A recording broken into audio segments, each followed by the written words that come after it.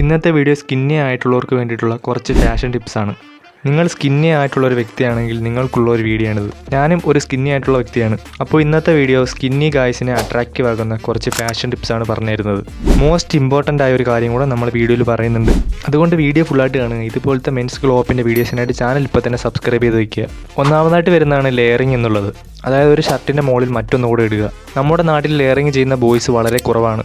അതിൻ്റെ മെയിനായിട്ട് വരുന്ന റീസണാണ് ലെയറിങ് ചെയ്യുമ്പോൾ അങ്ങോട്ട് സെറ്റാകില്ല.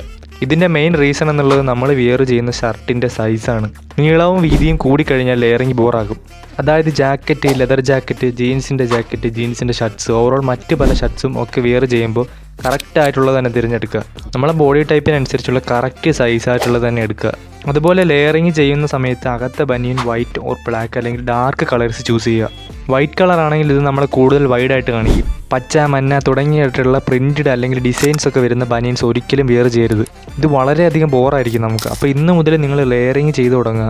ലെയറിങ് ചെയ്യുന്ന സമയത്ത് നമ്മുടെ അകത്തിടുന്ന ബനിയൻ നല്ലപോലെ ഫിറ്റ് ആണെന്ന് ഉറപ്പുവരുത്തുക. ടീഷർട്ടിൻ്റെ മുകളിൽ കൂടി ഇടുന്ന ഷർട്ട് മീഡിയം സൈസിൽ ലൂസാണെന്ന് ഉറപ്പുവരുത്തുക.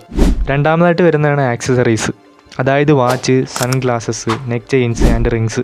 വാച്ച് യൂസ് ആകുന്ന സമയത്ത് ഒരുപാട് തടിച്ചിരിക്കുന്ന വാച്ച് യൂസ് ആക്കരുത്. വളരെ ചെറിയ കൈയാണ് നിങ്ങളുടെ എങ്കിൽ ലെതർ വാച്ചസ് യൂസ് ചെയ്യുക. അതുകൊണ്ട് ഒരുപാട് എടുത്ത് കാണിക്കുന്ന രീതിയിലുള്ള തടിച്ചിട്ടുള്ള വാച്ചസ് ഒന്നും യൂസ് ചെയ്യാതിരിക്കുക.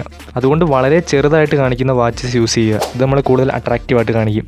അതുപോലെ സൺഗ്ലാസസ് ഓപ്ഷനിലാണ്. നിങ്ങൾക്ക് നിങ്ങളുടെ ഫേസ് ഷേപ്പ് മാച്ച് ആകുന്ന രീതിയിലുള്ള സൺഗ്ലാസസ് ചൂസ് ചെയ്യാവുന്നതാണ്.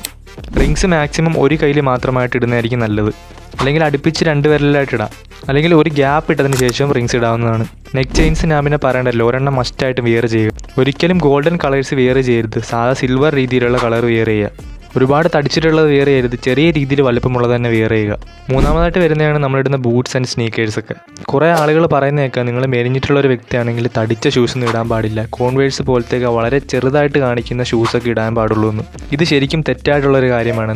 നിങ്ങളുടെ പാദത്തിൻ്റെ അളവ് എത്രയാണോ അതിൻ്റെ 1 ഇഞ്ച് അളവ് നീളം കൂടുതലുള്ള ഷൂസ് വിയർ ചെയ്യുക. ഏത് ഷൂസും നമുക്ക് വിയർ ചെയ്യാവുന്നതാണ്. അതിപ്പോൾ ഓവർ സൈസായിട്ട് തടിച്ചിരിക്കുന്ന ഷൂ ആണെങ്കിലും അത്യാവശ്യം ചെറിയ രീതിയിൽ കാണുന്ന ഷൂ ആണെങ്കിലും ശരി, നമ്മൾ സ്കിന്നി ആയിട്ടുള്ളവർക്ക് ഏതൊരു സൈസ് വരുന്ന ഷൂസും ചേരും.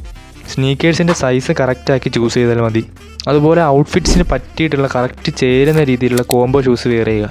എനിക്ക് പറയാനുള്ളത് നിങ്ങളുടെ എല്ലാവരുടെയും അടുത്തൊരു വൈറ്റ് ഷൂസ് മസ്റ്റായിട്ട് ഉണ്ടായിരിക്കണം. വൈറ്റ് ഷൂസ് ഏതൊരു ഔട്ട്ഫിറ്റ്സിൻ്റെ കൂടെ നമുക്ക് മാച്ച് ആകും. അപ്പോൾ ഷൂസ് നമുക്ക് ഏത് വേണമെങ്കിലും വിയർ ചെയ്യാം. കറക്റ്റ് നമ്മുടെ ഫൂട്ടിൻ്റെ സൈസിന് 1 ഇഞ്ച് അധികമായിട്ടുള്ളത് ഏത് ഷൂസും നമുക്ക് വിയർ ചെയ്യാവുന്നതാണ്. നാലാമതായിട്ട് വരുന്നതാണ് ജീൻസ് ആൻഡ് ട്രൗസേഴ്സ്. അതായത് നമ്മൾ പാൻസ് വിയർ ചെയ്യുന്ന സമയത്ത് നമ്മൾ അണ്ടർ ട്രൗസറിൻ്റെ കൂടെ തന്നെ ഒരു ഷോർട്സും കൂടെ വിയർ ചെയ്യുക. അതായത് നമ്മൾ വീട്ടിലിടുന്ന പോലെ തന്നെ, അല്ലെങ്കിൽ നമ്മൾ ഫുട്ബോൾ കളിക്കാനൊക്കെ പോകുമ്പോൾ ഇടുന്ന രീതിയിലുള്ള ഷോർട്സ് നമ്മുടെ പാൻസിന് അടിയിലായിട്ട് ഇടുക. ഇങ്ങനെ വിയർ ചെയ്യുന്ന സമയത്ത് നമ്മുടെ ലെഗിൻ്റെ ഫിറ്റും അതുപോലെ ബാക്കിൻ്റെ ഫിറ്റും ഒന്ന് സെറ്റാക്കി കാണിക്കുന്നതാണ്. അതുപോലെ തന്നെ ഒരുപാട് ലൂസായിട്ടുള്ള പാൻറ്റ് വിയർ ചെയ്യരുത്. അതുപോലെ ബാഗി ജീൻസൊക്കെ ചൂസ് ചെയ്യുന്ന സമയത്ത് ഇളിവണ്ണത്തിൻ്റെ സൈസ് കറക്റ്റ് ആക്കണം. ബാഗിയല്ല, ഏതൊരു പാൻസ് ആയാലും ശരി നമ്മുടെ സൈസിന് കറക്റ്റായിട്ടുള്ളത് തന്നെ എടുക്കുക. സൈസ് കറക്റ്റായിട്ടുള്ളത് വിയർ ചെയ്യുമ്പോഴാണ് നമ്മൾ കൂടുതൽ അട്രാക്റ്റീവായിട്ട് കാണിക്കുന്നത്. അഞ്ചാമതായിട്ട് എനിക്ക് പറയാനുള്ളത് വർക്കൗട്ട് ചെയ്യാനാണ്. നല്ലൊരു ഡയറ്റും വർക്കൗട്ടും ചെയ്ത് നമ്മുടെ ബോഡി ഫിറ്റാക്കി എടുക്കുക. ഇന്നല്ലെങ്കിൽ നാളെ നമ്മുടെ സ്കിന്നി ടൈപ്പ് മാറി അത്യാവശ്യം ബോഡി വരുന്ന രീതിയിലായി മാറും. ഓവർ ബോഡി ബിൽഡ് ചെയ്യാനൊന്നുമല്ല ഞാൻ പറയുന്നത്, നമ്മുടെ ചെസ്റ്റ് കുറച്ച് ബിൽഡ് ചെയ്തെടുക്കുക. അതുപോലെ നമ്മുടെ ഫോർ ആംസും അതുപോലെ ലെഗും അതുപോലെ നമ്മുടെ നെക്കും ജോ ലൈനും.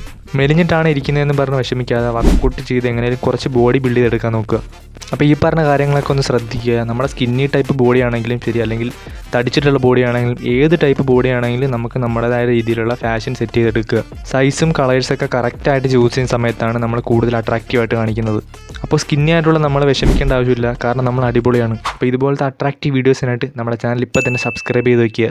അപ്പോൾ അടുത്തൊരു വീഡിയോയിൽ കാണാം.